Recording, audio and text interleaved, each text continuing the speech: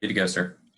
All right. Good afternoon, everyone. It's Dan Belleville, calling from the County of San Mateo Emergency Operations Center.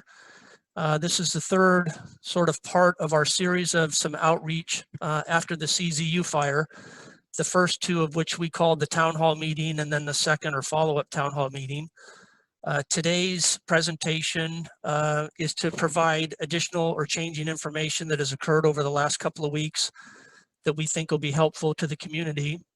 And we have a number of different speakers.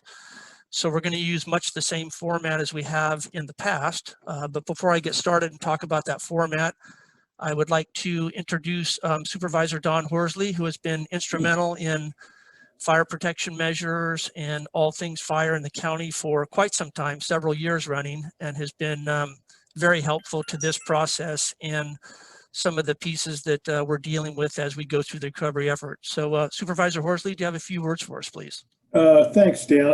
I guess well, two things I want to do is I want to thank all the staff people for following up and being available. I also want to make sure that people who are on the call who know that, the heritage of San Mateo County and the south part of the county is really important here. The agriculture, the open space, the beautiful South Coast is something that we all treasure and want to make sure that we're going to protect it and preserve it.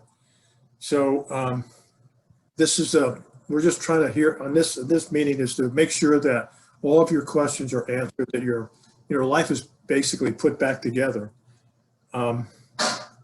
And we also at the same time want to wish all of you Merry Christmas, Happy New Year, Happy Holidays, however you want to take it. We just really want the best for our community, and we're here to serve. So with that, I will turn it back to Dan. Thank you, Supervisor. Again, thank you to you and our County Manager, Mike Callaghy, and the rest of the Board of Supervisors for giving us all the things that we need to provide clarity and support for the folks that are listening in today. And as you mentioned, it's a pretty complicated effort to restore a community after a fire like this, and it was the worst one that we've ever experienced in this county. And perhaps it won't be the last one. So we're doing our best to reach out. And as the supervisor said, if we fail to provide some of the information that'll be helpful to you, we're always available here at the county to address one-on-one questions should they come up. So I'll talk a little bit about the ground rules, much like we did before. But before I get to that, I wanted to welcome the San Mateo County team and some of the partner agencies that have been with us during the entire process. It is truly a community effort, starting with the supervisors and through the departments and the department heads and their assistants. Both FEMA and Cal OES have all been very instrumental in getting us what we need so we can serve you. Today we have Heather Forshee from our Environmental Health Department. She's been with us along the way with our town hall meetings. Jim Porter, the Director of Department of Public Works. We have Paul Lim and Mike McKeon from County OS that works along with myself. Nicholas Calderon with our Parks and Recreation Department. Steve Monowitz with our Planning and Building Department. And then also from FEMA, we have, like last time, Virginia Hale and Barbara Kane. And then we also have some CAL FIRE OES folks that have been immensely instrumental in helping us along the way. And I'm not sure which of those are on board, but they are here to answer questions should they come up. So before we get into the content of our presentation, Miles, could you spend a few moments talking about the details of how this process works and some of which we talked about last time that we did our outreach? Sure thing, Dan. So a few ground rules. As you know, you are all muted upon entry. We ask that you kindly remain muted through the duration of the presentation. If you do have questions, as Dan mentioned, we'll be answering those in the Q&A period after the main presentation. We would prefer that you use the chat box function. It's available in Zoom for those of you who are using the web app or the app to dial in. If you're not able to use that chat box function, there's also a raise hand function where we can call on you and you can audibly give that answer. Or if you are dialing in from a phone, you can press *9 and we will see that your virtual hand is raised and we can call on you during that Q&A period. We also have translation services provided today by Victor Hernandez. Thank you, Victor, for being here. And if you are using those translation services, please please either raise your hand in the feature on the app or press *9 if you are dialing in. And Victor, if you'd like to translate what I had just said for those speaking. Gladly, Miles. Thank you very much. Thank you all for having me here today. Les quiero dejar saber a todos aquellos que necesitan traducción en español, si me hacen ustedes el favor, pueden marcar el número de teléfono que acabo de poner en la cajita de chat. Es el 1877-568-4106. Y si pueden meter el código de acceso, que sería el 877-394-869, para recibir toda la traducción en español simultáneamente. Gracias. Thank you very much, Miles. Thanks, Victor. And I'm understanding that there are a few folks who are having a little trouble dialing in. So what I'm going to do is, if you happen to be in contact with those folks, what I'm going to do is post, again, this access code as well as the password to the chat feature in the chat box. But for those dialing in who may want to write it down, the features for this call, our meeting ID was 810-5535-0934. Again, that meeting ID is 810-5535-0934. The passcode to enter is 817690. Again, the passcode 817690. I'll be posting this to the chat feature. So in case you happen to be in contact with folks who are having a little trouble getting in, they can use that code to dial or use the app. Dan, that's all I have right now, and looking forward to chatting with you again here in the Q&A. Thank you, Miles. Just so you know, in the last couple of seconds there, you faded out, so you could check your sound system. But thank you to you and Victor. Victor, thank you for the translation services. You've been with us, so you round out the team. And then lastly, on the introductions, folks, is we have Chief Jonathan Cox with CAL FIRE, who's been with us along the way. Primarily fire suppression, but then all things recovery as well, and some guidance from other state fires. So thank you, Chief, for being a part of that. If you just joined us, we're going to do a presentation here similar to the other ones. And the purpose of this afternoon was to try to provide as much new information as we can before we go into the holidays, because we have Christmas and New Year break, and we felt it would be important for you to hear some of these things rather than wait another week and a half or 2 weeks. So with that said, we're going to go ahead and start. And my first introduction will be a familiar person, actually two people, but starting with Heather Forshee from Environmental Health. Following Heather, we'll have Jim Porter from the Department of Public Works. So Heather, we've talked about a number of things that would be helpful. If you could take it away, please. All right, well, the time is here and phase 2 is about to begin. I know everyone on this call has been waiting for this day for months now, and we're just super excited that it is upon us. So for those of you who have been out in the field, you have seen some of the crews moving around, performing initial site assessments and asbestos assessments. They've been taking pre-cleanup photos. They've been flagging asbestos for cleaning up by separate crews. And as you know, the asbestos from the chimneys, roofing materials, siding materials, those are all being flagged for a separate pickup. But the great news is that the cleanup teams with their heavy equipment are mobilizing in San Mateo as we speak this week. And they will be starting in the field. They will be starting on the first property with luck on Monday morning. Now, folks want to know if they're going to be notified. The crews have assured everyone, including us here at EOC, that they will be reaching out to property owners. They will be making phone calls before they move on to an individual property to actually start debris removal. And so they'll be, if they can't reach you, they will leave a voicemail and they'll make several attempts to reach you to let you know that they're on their way. So please keep an eye out for that phone number that you don't recognize and pick up the phone this weekend, right after you celebrate Christmas.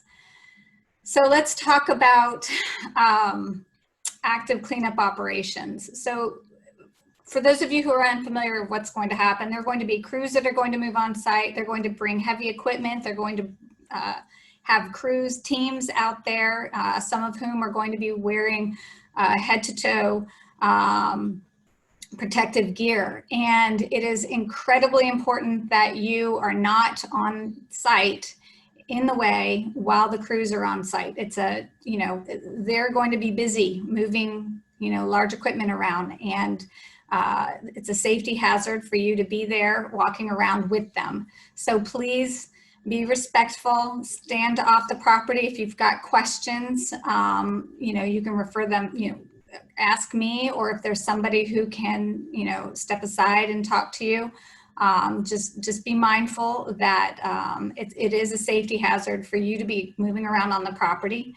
And it's also a health hazard. There's going to be ash being moved around. And of course, there is that pandemic that's going on. And we want to make sure that we minimize any contact between residents and the cleanup crews to mitigate the spread of COVID-19. They have protocols in place. And so please don't feel hurt if they don't want to approach you. They've got to keep moving. So burned vehicles, for those of you who have burned cars on your property, those are included in the state's cleanup program. And so at no additional cost. I know that there were some questions around that. There is no cost to, you know, having these burned vehicles removed if you are part of this, the state's cleanup program. They will be marked, they'll be spray painted. The vehicle identification number will be noted on the DMV form so that it can be inactivated in the DMV database, and they will be hauled off in the early stages of the cleanup. So just keep that in mind, that these burned cars will be removed. So time frame, everybody wants to know, how long is this going to take? It's taken us this long to get here. They're saying that the actual debris removal typically takes only 2 to 3 days, and that's if they don't hit any problems. But there's a lot more to it than just taking a front loader and, you know, removing burned ash and structural debris. There's also the hazard tree removal, and other miscellaneous items will be removed. And before anything can be wrapped up, soil samples need to be taken and they need to be analyzed to confirm that they've removed all of the heavy metals from the soils beneath your burned structures. And I know a number of you had batteries that were burned. And so, of course, we want to make sure that everything left over from these burned batteries were hauled off site. In addition to the soil sampling, they're going to be hydromulching for erosion control before they leave your property. And then once all of that is finished, they get the results back and the cleanup has been satisfied adequately, then Cal Recycle will sign off. So how long does this entire process take for a parcel? If things go well, maybe 3 to 4 weeks, because there are several steps, and you know, there's the lab work that takes a little bit of time to turn around. So let's talk about what you might see on your property. I think we've got a photo that we want to share with you. Cue the photo.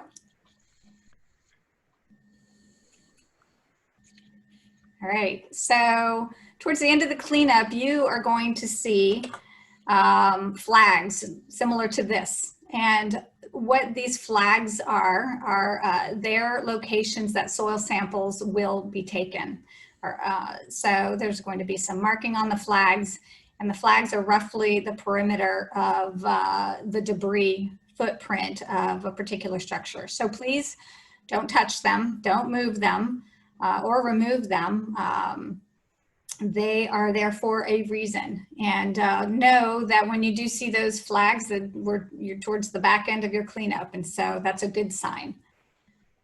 So let's talk about hazard trees. We've gotten a lot of questions around hazard trees, and it is confusing. So properties with hazard trees but with no structural damage, but where the trees may affect a public infrastructure or right-of-way, may actually be eligible if those trees are on residential properties. And so we've been encouraging these, folks who have trees that may qualify to submit an ROE to have those trees removed. Now, the trees will be evaluated and marked by professional arborists as they move through there. And the arborist will determine whether the trees are healthy enough to remain or need to be removed. If you do have any questions around what is eligible and what is not eligible for hazard trees, there's some great information on the FAQs and the eligibility checklist on the county's fire recovery website. So you would just, again, go to the smcgov.org website and look over on the right side for the wildfire recovery tab. It's all there. If you haven't been to the website, really, we encourage you to go there. That's where all of the FAQs are. So let's talk about hazard trees on private property that threaten a home or other structure, but don't threaten a public right-of-way. These do not qualify. So I know some of you have submitted ROEs just in case for your hazard trees. We're reviewing those, but we'll let you know if they are not eligible for removal. Now, hazard trees on undeveloped parcels, private property, where they threaten private roads, community roads, such as, I don't know, Redwood Ave or Madrone or Cougar Ridge. Those are still being determined whether they're eligible. FEMA has not made a determination. So for those of you who have properties, residential or undeveloped properties with hazard trees that threaten these community non-public roads, we're still waiting to hear back on those. So hang tight, we'll let you know. So I'm going to turn it over to Jim. Thank you, Heather. Heather mentioned that there are arborists that are part of the assessment team that will be working on determining the health of the trees that they're looking at, as well as their impact to the right-of-way. On some of those trees, you'll see markings. They have different letters and numbers and colors. Without getting into any detail, the real takeaway is please don't touch the markings are on those trees. Those mean something to the arborists and the contractors that are coming through.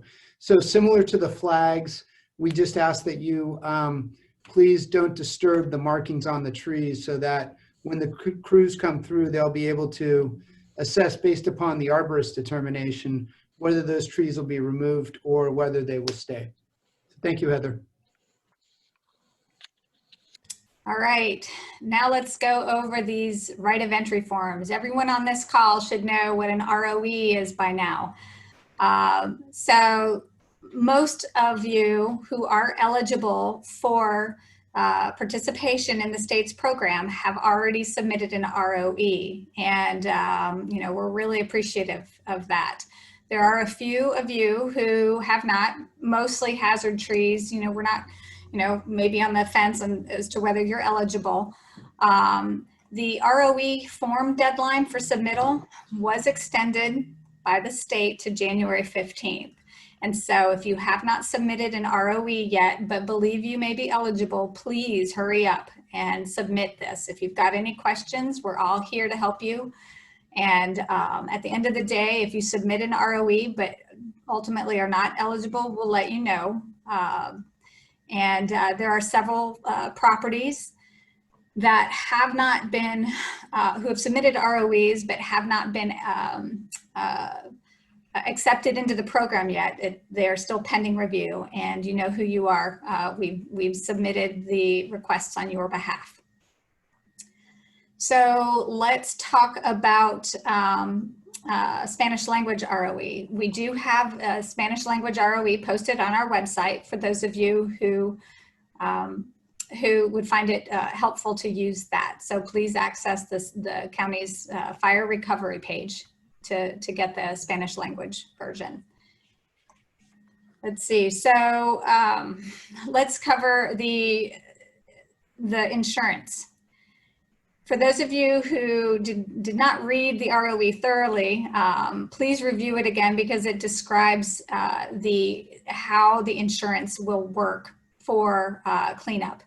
And supporting documentation is also on the county's fire recovery website. And if you are eligible for and are participating in the state's cleanup, there is no out-of-pocket expense. That's the great part about this. And so if you have any questions, please review the FAQs, review the fine print on the ROE, and between the two, you should have all of your questions answered. If you don't, please reach out to us at the EOC.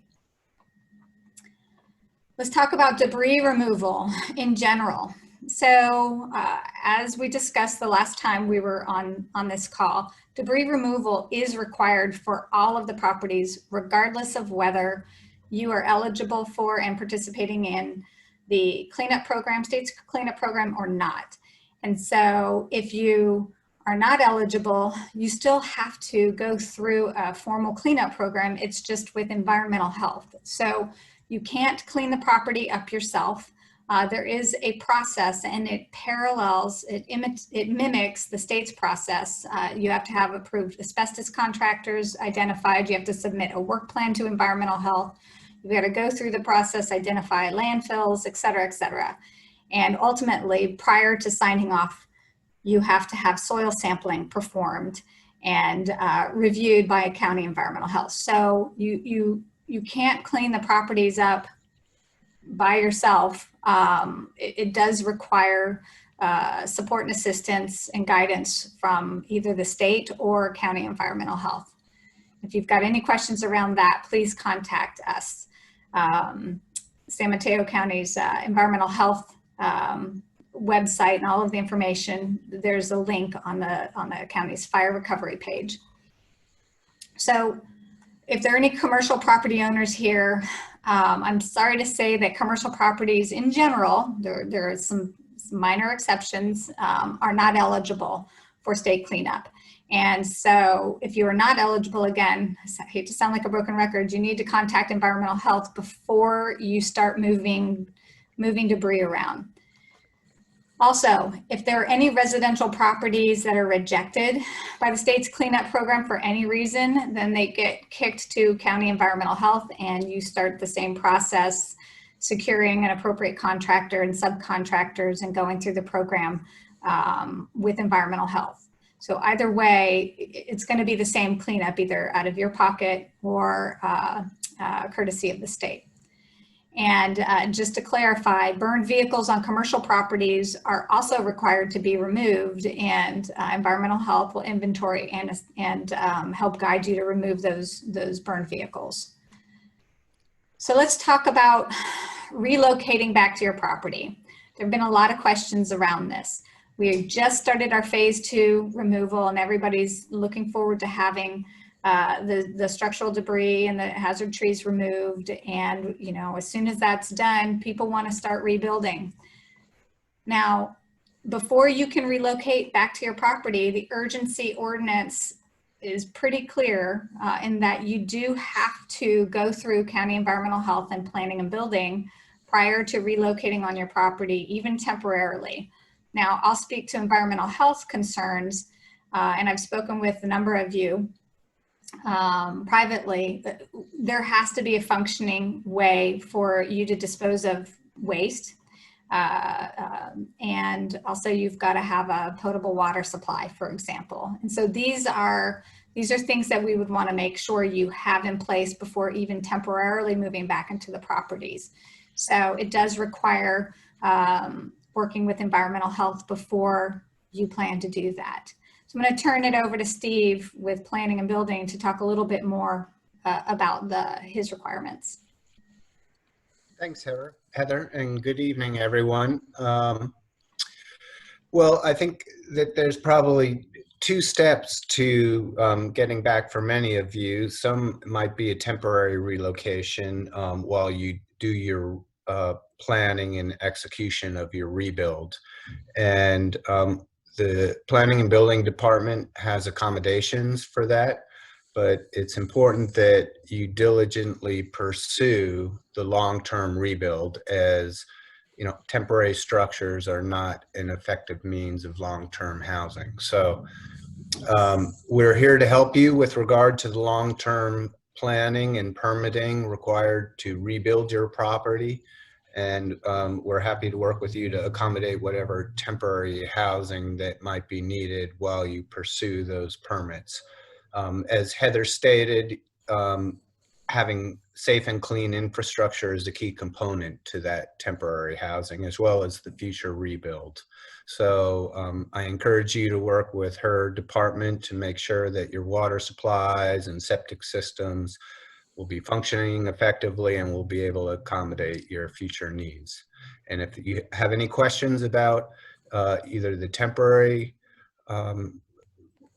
reestablishment of your residence or the long-term rebuild, please don't hesitate to reach out to me and my staff. Thanks very much. Turning back to you, Heather. Actually, I think I might be next up. I wanted to talk a little. I should ask Heather. Are you finished with your remarks? Hey, okay, Heather, you're on mute. Confirm you anything else? You're good. Okay. And Jim, are you going to go into winter debris? Yes, I am. Okay, just for pause for 1 second. So, Heather, thank you for that. I can tell the folks that Heather and her team are passionate about helping you out, and so reach out to her. There's a lot of information that was here. As Miles had said early on, this is a recorded presentation, so you can go back to a lot of the information that Heather talked about, and if you can't get it in the recording, sure, she and her team will be happy to address those concerns that come up.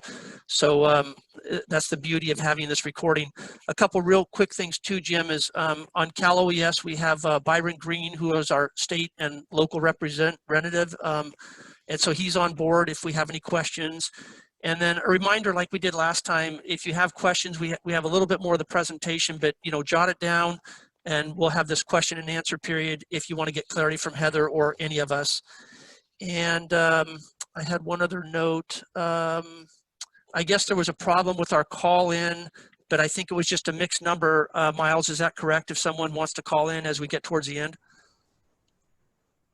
Correct. They can still dial in on that one-tap mobile number that was posted here. Okay. And folks are still able to join throughout the meeting. Okay. Just want to make that clear so people can think about that. All right, Jim, sorry for the pause. Jim Porter, our Department of Public Works Director. Jim, on winter debris flow.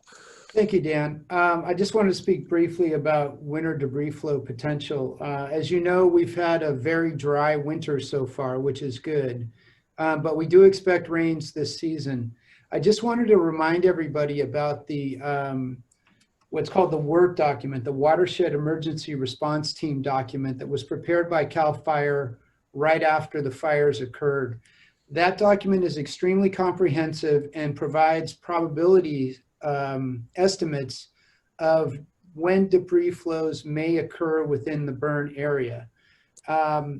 Just as a brief overview, you know that the fire burned the most intensely in the southern portion of the county. So you can see on your screen now, there's a drawing showing the burn area. Without being able to, it's very difficult to see, but the areas that we're monitoring closely is the Gazos Creek area, which really has a moderate opportunity for debris flows. Then as you move further north, the chance of debris flows reduces. So the Butno Canyon area is north of the Gazos Creek drainage. There's a low chance of debris flows in that area, although there still is a chance.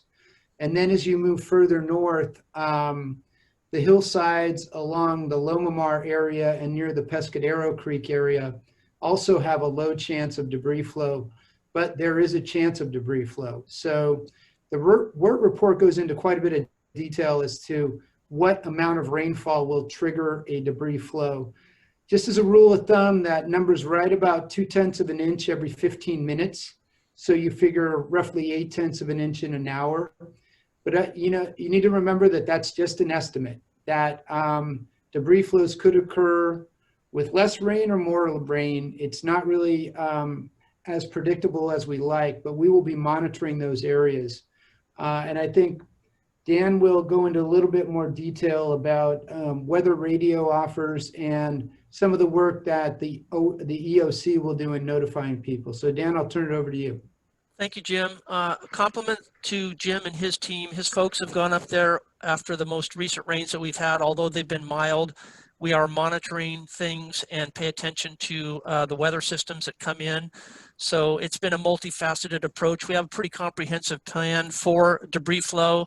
If you've not followed us in the last couple of meetings, they can be tremendously hazardous and have killed a number of people after some of these major fires have occurred in California. So we're certainly trying to prevent further injury or potentially death. So we take it very seriously.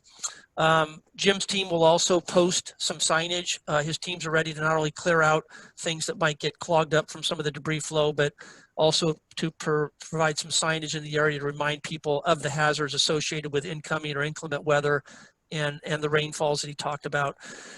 As part of our plan for the debris flow, we have the operations center here has ordered a number of weather radios because we know that many of you live in a remote area and they're pretty reliable radios with the frequency.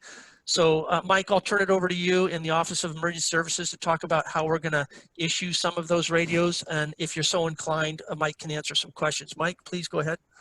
Yeah, thanks, Dan. So we've been working with different community organizations that are active in the Pescadero area. Namely, we're working with CERT, which is the Community Emergency Response Team, and we're working with Puente to make sure that we're accessing other communities in the area. And what they're going to be doing for us is helping us identify those individuals that are at most need for these radios by circulating our emergency communications survey.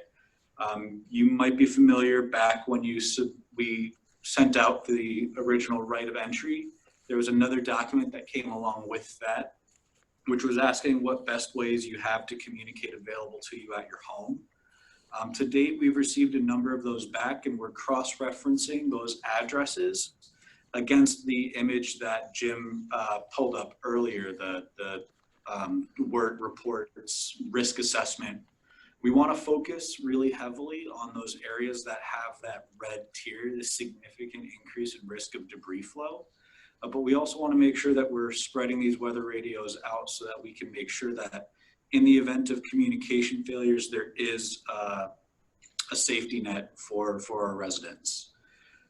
We received the weather radios at the beginning of this week, and I'll be hooking up with Chief DeLay actually tomorrow to begin disseminating some of those radios. Thank you, Mike. I've grabbed a radio here, so if I can step back here. They're pretty small, but they're very effective. They're Midland radios. They're 110 volt radios, and they have battery backup, so they're pretty reliable. And so these are the kinds of radios. They're not some big clunky thing. It's a pretty handy little radio. Okay, so that concludes our section on the winter debris, and just wanted to remind folks that, going back to Heather's comments, that the efforts to clean up are also highly dependent on clear weather, so things will certainly change if we get a lot of rain and how that debris cleanup, moves forward. There may be some delays associated with that, so hopefully we can get most of this done before we run into kind of a muddy mess in some of those areas. So with that said, that concludes our presentation, and now we will open ourselves and make ourselves available to questions and answers you may have. So Miles, I'm going to go to you to see if we have any queued up. Dan, we actually do not. As a reminder, folks, you are more than welcome, and in fact, we prefer you to use the chat box feature to type in your questions so that they may be recorded for everyone to see. If you're unable to do that, or you would like to use a Spanish translation, and you're using the Zoom app, please use the raise hand feature available to you on the Zoom app. Additionally, you can press *9 to raise that hand over the phone. Okay, Miles, so we'll just pause for a moment until we, looks like we're hearing from Nancy here. Yes. Nancy, please go ahead. No, Miles, I'll let you run it. Go ahead. Nancy, you're going to have to unmute yourself. Yeah, I just did. I just realized the only way I know how to do the raised hand is to literally raise my hand. Anyway, I just have a question about the hazard trees. When you were explaining it, it sounds like a hazard tree is a tree that would fall down on like a county road. My property is off of Wur Road in Lomamar. And so I do have a tree that ended up with a pink flag around it. It's a redwood tree, a very large redwood tree. Would your people have put the pink flag around it, or how did that pink flag get there? And secondly, if it fell towards Ware Road, it would probably reach the road. If I know I have a tree of question, do I have an opportunity, if I do the ROE, which I haven't, to show them the tree I'm concerned about, or do I just let them roam around and see what they find? So Heather, we have you and Jim. We've been talking about tree issues. I know that Kendra Boyer from the state just joined us, so I don't know if you want to tackle it first, or Heather, I see you just popped up. If Kendra's on the line, Kendra, I would be echoing or trying to speak for Kendra. Okay, Kendra's been instrumental. Kendra, are you there? Hi, Dan, I'm here. Hi, Kendra. I don't know if, I know you just jumped on. I know you're very busy working with all the counties, and thank you so much for what you've been doing. Did you happen to hear Nancy's question about the trees? And we'll go directly to you if you're in a position to answer. Yes, absolutely. I sure did hear her question. So to answer, I kind of heard two questions there. The first question I heard was about a pink ribbon or a pink marking. Our markings are not pink. So if you have that pink marking must have been done by somebody else, but not by the state's hazard tree removal program. Okay. I'm sorry.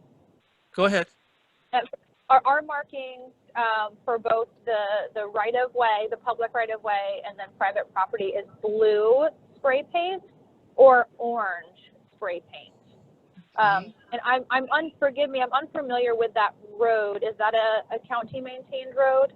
Yes, I believe so. Okay. I think so. I guess the county would know that. We need to know the exact location for that to understand whether Sure. it's county. Sure. Where Okay. Well, where- if it is on the county-maintained portion of the road, if the tree is marked with, if it's on the county road, it would be marked with orange paint. If it was a tree that was assessed by our contractor or on private property, it would be marked with blue paint. For your specific situation, you would fill out the right of entry form, and you would be welcome to point out specific trees that you think may be a hazard, but the arborists are required to look at all the corners of the property that would affect the public right of way based on the parcel boundaries that they know your property is.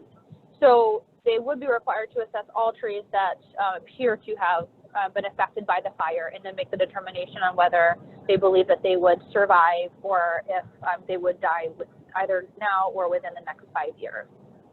Okay, good. Thank you. You're Thank welcome. you, Kendra. Nancy, any other questions? You're good with that, correct?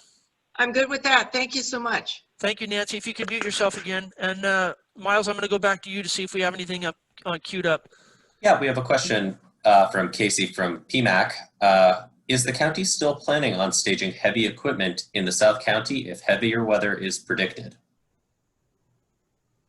This is Jim Porter. Yes, we are. We'll have equipment stationed off of Cloverdale Road prior to a storm that potentially could qualify as a storm that has enough intensity for debris flow. So yes, that's still in our plan. Jim's team is flexible. It mobilizes and then pulls back and mobilizes depending on the situation. Correct, Jim? Right. That is correct. Thank you. Miles, next question. There are not any other questions that I can see at this time. So with that, I'll kick it back to you, Dan. Okay, so I guess if you want to turn your video screen on and you had a question and you've not been able to sort of figure this out, we can look for you. But other than that, I think we will conclude the meeting. We're right on time. We wanted to finish at about 4:45, and we're 5 minutes shy of that. Hey, Dan. Yes, sir. If I could add, I forgot to mention, I keep referring to this Watershed Emergency Response Team report. That report is available on the county website for anybody to review. If you go to the county's homepage, there will be a link to it's called the Joint Information Center. When you get to that page, there will be another link to the Watershed Emergency Response Team report. So I would encourage you to read that report. It's a lot of information in there. And that's what we're using as the basis for determining which storm events really we're going to be looking at in terms of positioning our equipment in order to respond to any potential debris flows. So thank you, Dan. Thank you, Jim. I'm going to turn it over, before I turn it over to Supervisor Horsley, I just wanted to remind everyone that to stay safe, the Emergency Operations Center has been open for 10 months now. We've seen quite an escalation in COVID. So please take care of yourselves through the holidays. I'm very happy to report, if you hadn't heard or read it, that we started distributing vaccinations the last few days. Today we got the first batch of firefighters who are the first on the scene to treat patients. So that is underway, and we would expect here in the Emergency Operations Center to see things improve every single month. So hopefully we're going to have a real good 2021, and each consecutive month will get better and better. So I hope you all take care of yourselves. Supervisor Horsley, any final comments? On mute, Supervisor.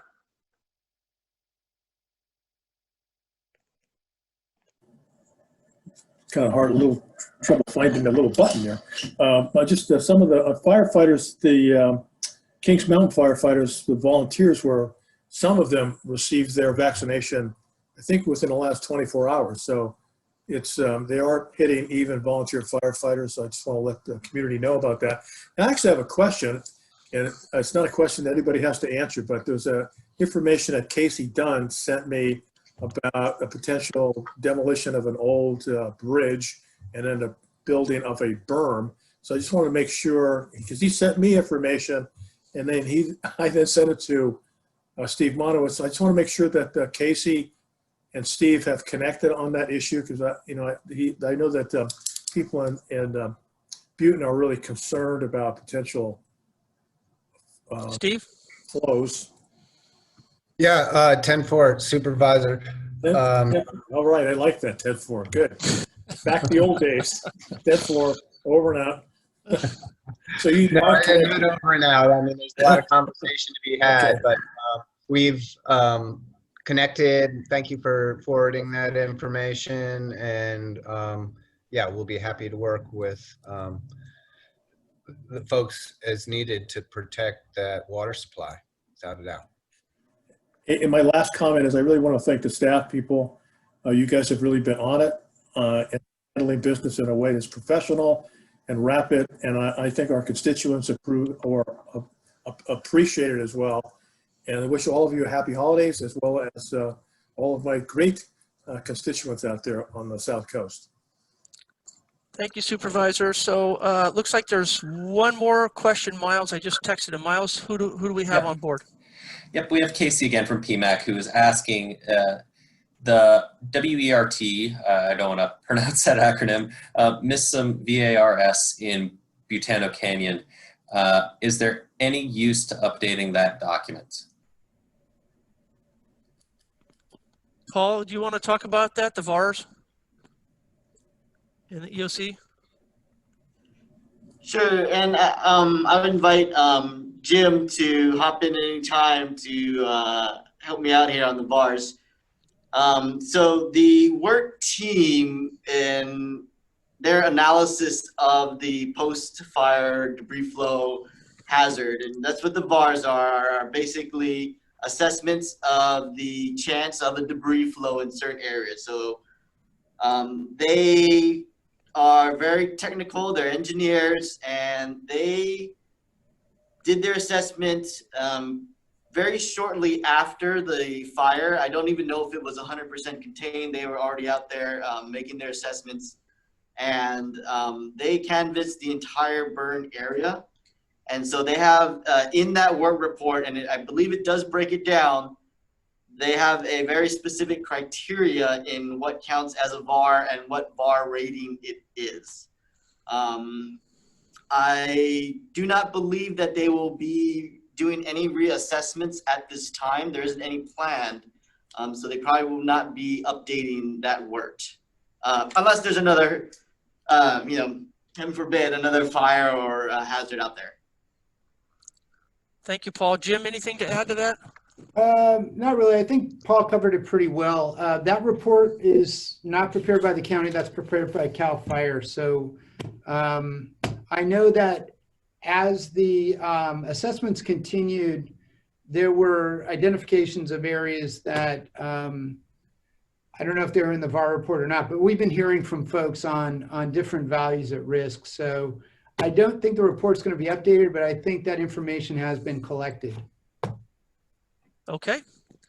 So there are no more questions. So I'd like to close by thanking the supervisor, the county, my team members. That it takes this entire county, multiple departments working some crazy hours to do this presentation, to provide what we're doing. Couldn't do it without FEMA and Cal OES. They've just been fantastic. So all along the way, and if there's any questions, please feel free to reach out. As we mentioned in the earlier part of the presentation, this is recorded. So Miles, thank you for engineering. Victor, thank you for translating. I'm going to wish everyone a happy holiday season, season's greetings, Merry Christmas from Santa. And just hope you all relax and stay healthy and enjoy your families, everyone. Take care. Thank you very much.